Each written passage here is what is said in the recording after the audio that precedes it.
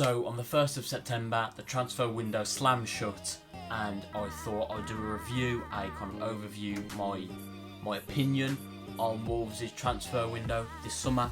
If you asked me this question a week ago, even 4 days ago, I probably would have said maybe one of the worst I've ever seen from Wolves, and that's saying something, because we've had some stinkers of transfer windows over the last few days or so. When it's coming towards the end of the deadline, we've got a few deals over the line, a few interesting ones, a few bargains as well, and a few big plays have left as well over the past few days. So I'm going to give a review over the full summer, and my opinions of the ingoings and the outgoings as well. So without wasting more time, let's just get straight into it. Just a few of the incomings I want to skip over, which of course they're not important, but they're just very, very low profile ones. You probably, fans outside probably wouldn't have really known of. Obviously Tom King was the first official signing, came in I think on a free, I believe, or I'm not sure if his contract ended last season at Northampton, I think it was at, but he's came in as third choice keeper. I think it was Tony Roberts, our former goalkeeping coach. I think that was one of his recruitments, one of his players he wanted to get in. Got him in, and then a week or so later he left and went to AC Milan. So yeah, but for me, I think not much to say. I don't think he's going to play a game at all. Really, he's going to be like a Scott Carson or a Lee Grant at Man United.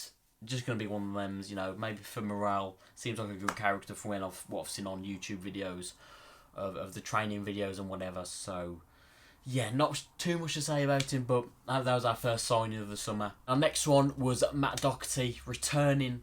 Was on loan. Actually, he wasn't on loan. He was on like some 6-month contract at Atletico Madrid. After terminating his contract at Tottenham, became a free agent. Picked him up on a free. For me, I remember a lot of people at the start wasn't convinced by this signing at all. But for me, he's a free agent. I don't think his wage would be that massive, really. We needed a right back or a backup right back or someone to push Semedo.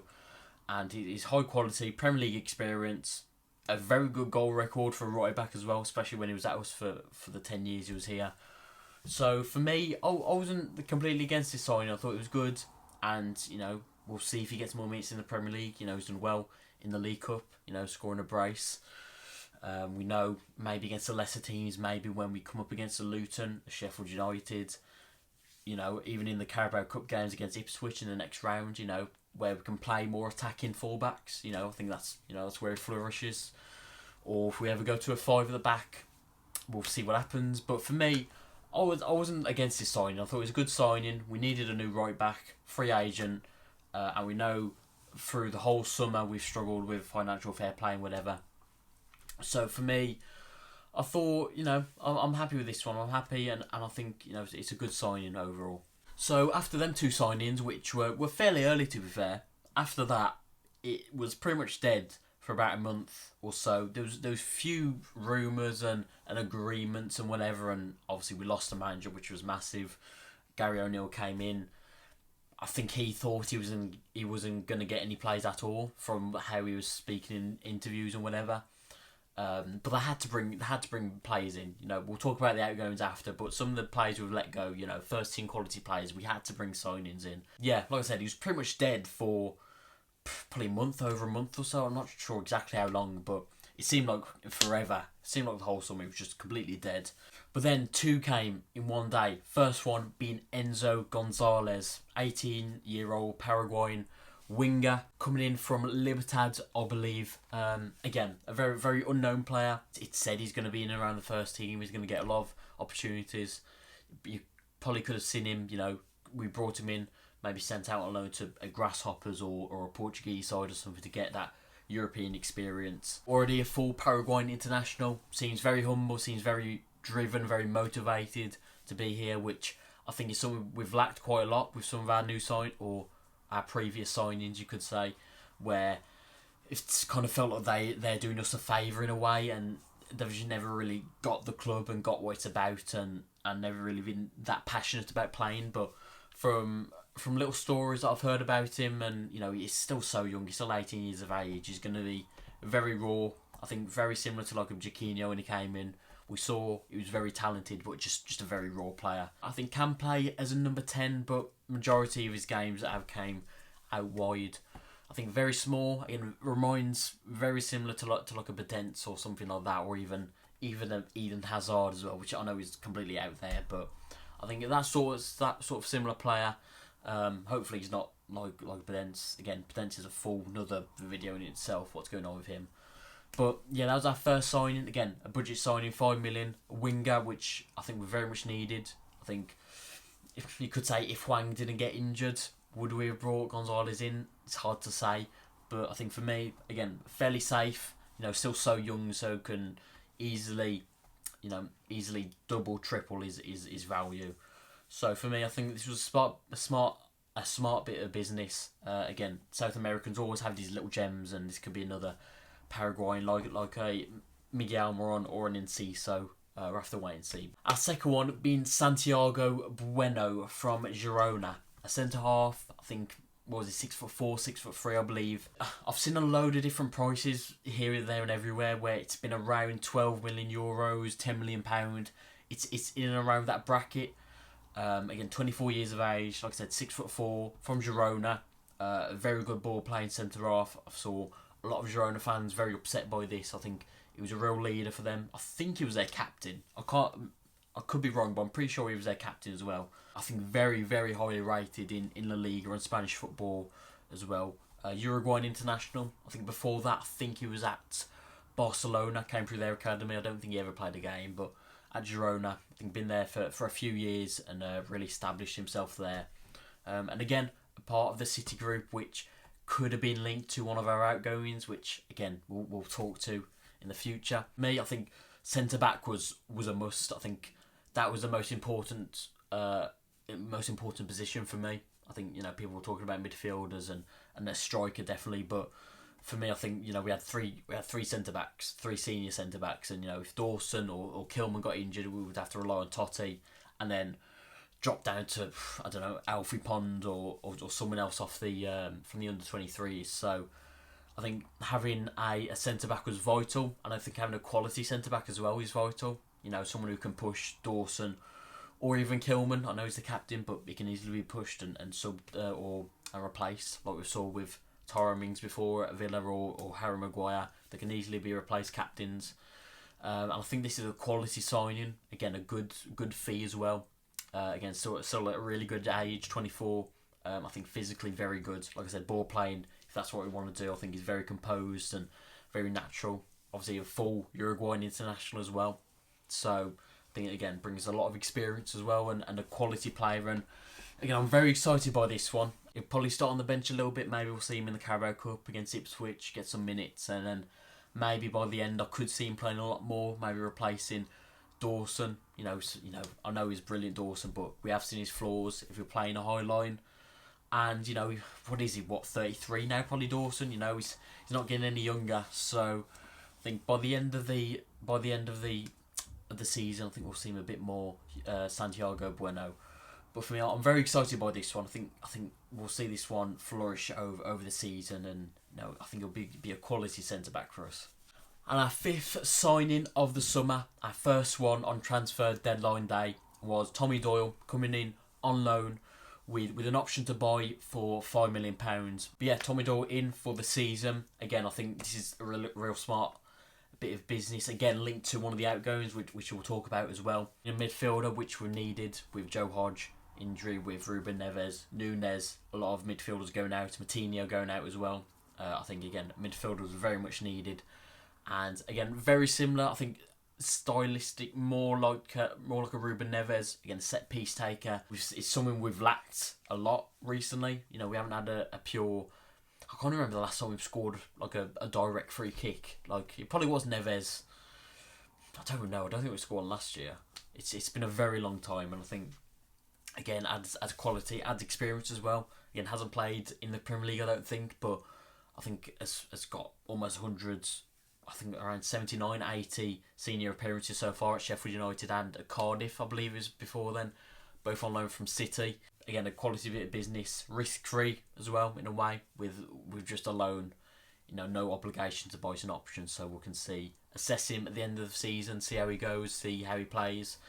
But again, risk free for me. Again, I think we will sign him. I think he is a quality player. I think he will show his qualities and he will get in his first team. And our final signing of the summer, French midfielder Jean-Riquet Bellegarde, signed from Strasbourg. I think he's has played French internationals under 21s, but I think he does represent Haiti now, I believe. Again, a midfielder. I think, again, very stylistically wise to Nunez from videos I've watched. Again, with pretty much all of our summer signings, apart from Doc, it's all pretty much come based off YouTube, really. So maybe a lot of Strasbourg fans will tell me a lot more about Bellegarde and kind of what he's like. But from videos I've seen, again, very similar to a Nunez, and probably would be our Nunez replacement. The fee is a bit weird. I don't know. There's been a lot of 12.5. There's been near 10, 11, 13 million euros. It's hard to say. It's around that ballpark again, which I think again is a very good fee. Already in Ligue 1 this season, 3 appearances, 2 goals, 2 assists. Started off the season really well, and Strasbourg didn't want to sell him. But I think that the player wanted to leave. He wanted to come to Wolves, which again is massive as well. Because like I said previously, we want players who actually want to play for this club and actually want to put 100% effort in for the club. Signed a 5-year deal as well. 25 years of age, so he's at a good age. He's had a lot of experience at the top level as well. Can play midfield. Can also play out wide as well, I believe. So it's probably likely we may see more out wide, like Nunez has been playing in the first couple of games. But again, really excited by this signing. Probably the one I'm most excited for. I'll be honest. I think I've seen a lot about him. Highly regarded, a really good player. I don't know if we'll see him involved at Palace at all on Sunday. Maybe travel with the squad or be in the stands or something. But I very much doubt we'll see him play, and we'll see him after the international break. That's pretty much all the incomings. Gonna skim through some of the outgoings, some of the big outgoings, and let's just get straight into that. Right, this is President Joe quickly jumping in. I'm recording this now, putting it all together, and I've literally realised in these outgoings, I haven't mentioned Matheus Nunes once, which I can't believe really, because it's literally all that's been spoken about the last few days. It just completely slipped my mind. It was in my notes, and I just completely forgot about it. So I'm jumping in now just to talk about it a little bit. Obviously left to join Manchester City for, again, the price is very weird. I think it's around 50 million.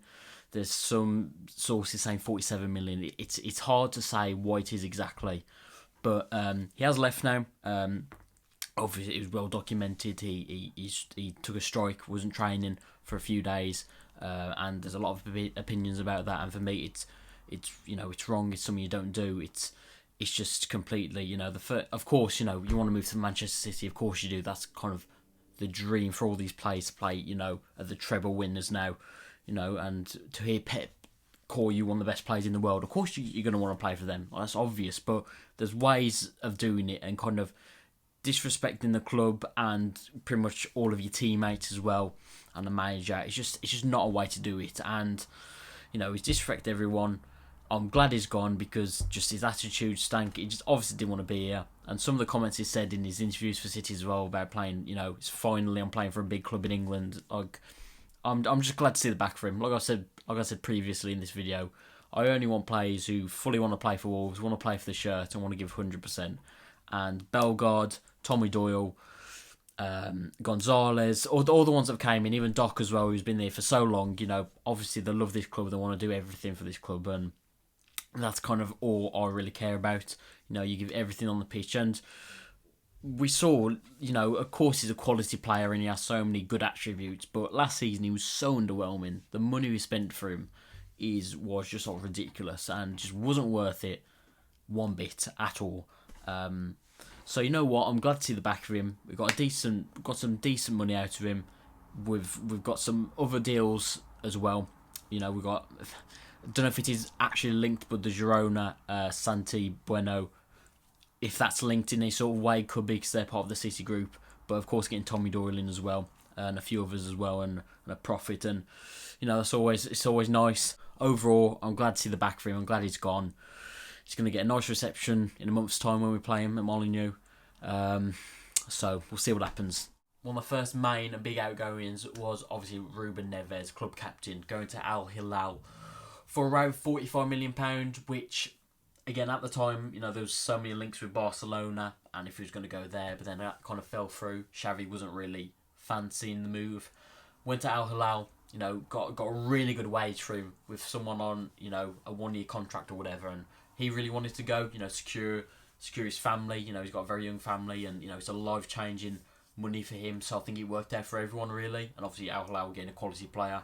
I think they might be top of the league, of the Saudi league. I'm not too sure, but again, I think that was a transfer that kind of worked out for everyone.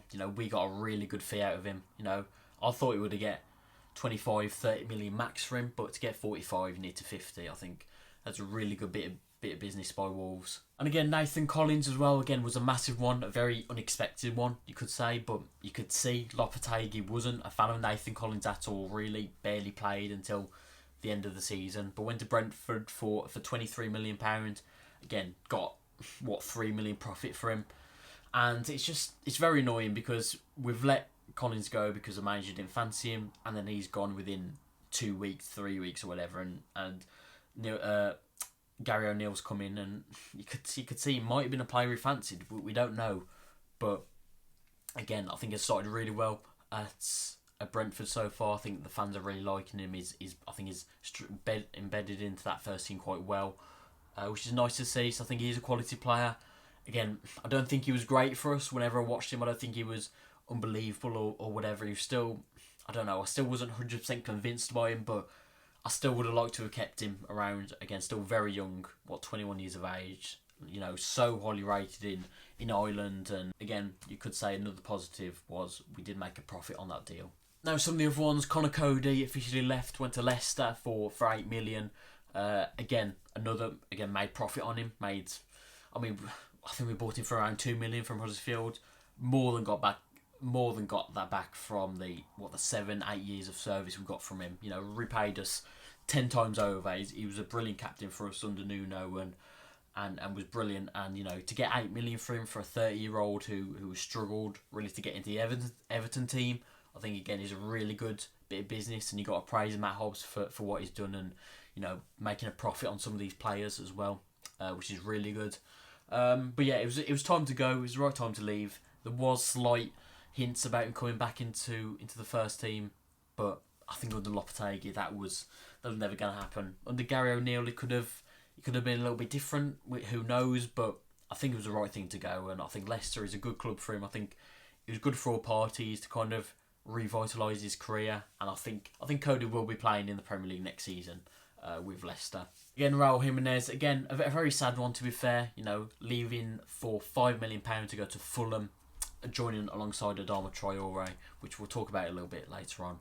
But yeah, for £5 million, I think it was the right time to leave. I think he was, I love Raul for what he's done. In the Europa League days and his first few seasons at the club, he was incredible. One of probably the best striker I've seen in my Wolves lifetime. Anyway, he was so good. The complete striker, just could do everything, and ever since, everyone knows that head in reach just completely changed him, and it was sad, really sad to see him kind of the player he is after his head injury, because we know how good he was, and just the decline has been, it's hard to watch, really hard to watch. But 5 million for him, I think it was right. It was the right time for him to leave. Again, I think it's worked out for him as well. So he wanted to stay in Europe. I think he wanted to stay in the Premier League as well. So it's worked out for him, and I wish him all the best as well. Incredible player for us. But again, it was the right time to leave. I know some of the other transfers, the smaller ones, Ryan Giles leaving for a similar fee, around 5 million to Luton. Again, I at the time I was very upset by this, because I thought the couple of years he had at Middlesbrough in the Championship, I thought he was so good, and he looked like Aït-Nouri was leaving. It looked like a few other left backs, Johnny might be leaving as well. So I thought he could come in, maybe battle for Hugo Bueno as a starting left back. So I thought he could really be a vital player for us, and again a set piece taker as well, which is something we've lacked pretty much since probably Barry Douglas back in the Championship days. We've really struggled for a proper set piece taker. delivery from the left hand side has been really good as well. We've seen that a few times for Luton so far this season, but again we've also seen that Luton, his defensive ability as well, really struggled at times as well. So it's a weird one, but we have also got that buyback option in that deal as well, which again praise to Matt Hobbs as well, getting that in. I think that's a really good option, and again making a 5 million profit on an academy player as well is always nice. So I think overall it's a good deal in the end. So if he does go on to have decent season for Luton, or they get relegated, we've still got that buyback option in there as well. Yeah, I believe that is some of the main incomings and outgoings of Wolves this season. Overall, I think it's been a good window. I think it's good. I think getting that other striker would maybe have put the cherry on top. That maybe getting that Iheanacho. I know there was concrete links with Iheanacho, but if we got him over the line, I think that would have just made this a 9 out of 10 transfer window. But I think it's been a very solid transfer window. We've strengthened the team. I think the bench looks a lot stronger now, a lot more options off the bench, which is really nice to see. I think overall it's been a good window. Hopefully we can have a good season, a good win on the weekend against Palace. We'll have to wait and see. But hopefully you guys did enjoy this video. Make sure you like and subscribe, and I'll see you in the next one.